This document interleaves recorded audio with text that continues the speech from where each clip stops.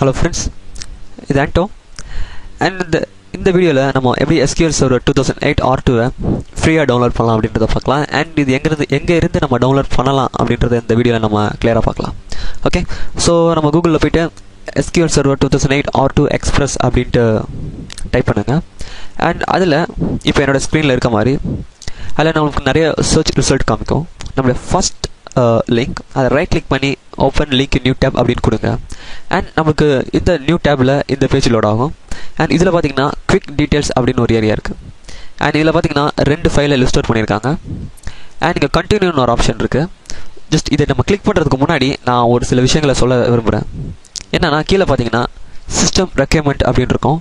So இதை install பண்ணுறதுக்கு என்னென்ன பேசிக் சிஸ்டம் நம்ம ரெக்யர்மெண்ட் நமக்கு தேவை அப்படின்றத இதில் போட்டிருக்காங்க. அண்ட் கீழே பார்த்தீங்கன்னா ரொம்ப இம்பார்ட்டண்ட்டாக இன்ஸ்ட்ரக்ஷன் அப்படின்னு ஒரு ஏரியா இருக்குது.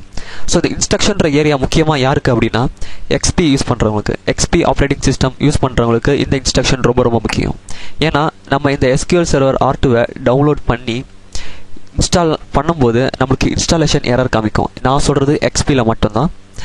ஸோ அது ஏன் நமக்கு இன்ஸ்டாலேஷன் எரர் XPயில் காமிக்கும் அப்படின்னா நம்மளுக்கு XPயில் வந்து விண்டோஸ் PowerShell 1.0 இருக்காது. ஸோ அதுக்கு தான் இது கொடுத்துருக்காங்க. நம்ம விண்டோஸ் PowerShell 1.0 இன்ஸ்டால் பண்ணணும் அப்படின்னா நம்மளுக்கு விண்டோஸ் இன்ஸ்டாலர் 4.5 தேவைப்படும். ஸோ இந்த விண்டோஸ் இன்ஸ்டாலர் 4.5 இருந்தால் தான் நம்மளால் இந்த விண்டோஸ் PowerShell இன்ஸ்டால் பண்ண முடியும். இந்த விண்டோஸ் இன்ஸ்டாலர் 4.5 இன்ஸ்டால் பண்ணணும்னா அதுக்கு நம்மளுக்கு .NET Framework 3.5 இருக்கணும். XPயில் வந்து 2.0 தான் இருக்கும். ஸோ நம்ம வந்து அதை வந்து ஜஸ்ட் அப்டேட் பண்ணணும். நீங்கள் ஜஸ்ட் இந்த .NET Framework 3.5 டவுன்லோட் பண்ணி இன்ஸ்டால் பண்ணிக்கோங்க. அதுக்கப்புறம் விண்டோஸ் இன்ஸ்டாலர் 4.5 டவுன்லோட் பண்ணி இன்ஸ்டால் பண்ணுங்கள்.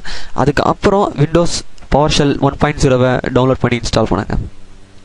இது மூணுமே இன்ஸ்டால் பண்ணி முடித்த பிறகு தான் உங்களால் வந்து SQL Server 2008 R2 இன்ஸ்டால் பண்ண முடியும் XP ஆப்ரேட்டிங் சிஸ்டமில். இதை வந்து நீங்கள் ஆர்டராக தான் பண்ணணும். First framework, second Windows installer 4.5, அதுக்கு அடுத்தது PowerShell. நீங்கள் இதை மாற்றி நீங்கள் ஃபஸ்ட்டு PowerShell இன்ஸ்டால் பண்ண ட்ரை பண்ணிங்கன்னா அது இன்ஸ்டால் ஆகாது. ஸோ இதுதான் ஆர்டர்: ஃப்ரேம்வொர்க், இன்ஸ்டாலர், PowerShell, அதுக்கப்புறம் தான் இதை இன்ஸ்டால் பண்ணணும். ஓகே, ஸோ இன்கேஸ் நீங்கள் விஸ்டா அல்லது விண்டோஸ் 7 யூஸ் பண்ணியிருந்தீங்கன்னா நீங்கள் டேரெக்டாகவே நீங்கள் கண்டினியூவை கிளிக் பண்ணுங்கள். அண்ட் இந்த இடத்துல வந்து no I don't want to register take me to download இந்த ஆப்ஷனை கிளிக் பண்ணுங்கள். And continue.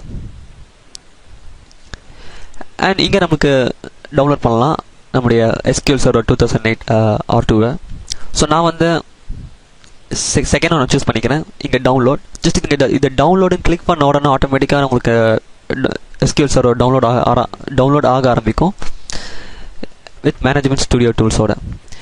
ஓகே, ஆல்ரெடி நான் இதை டவுன்லோட் பண்ணி வச்சுருக்கேன் என்னோடய சிஸ்டமில். ஸோ நான் அதை வந்து எப்படி இன்ஸ்டால் பண்ணலாம் அப்படின்றத இப்போ பார்க்கலாம்.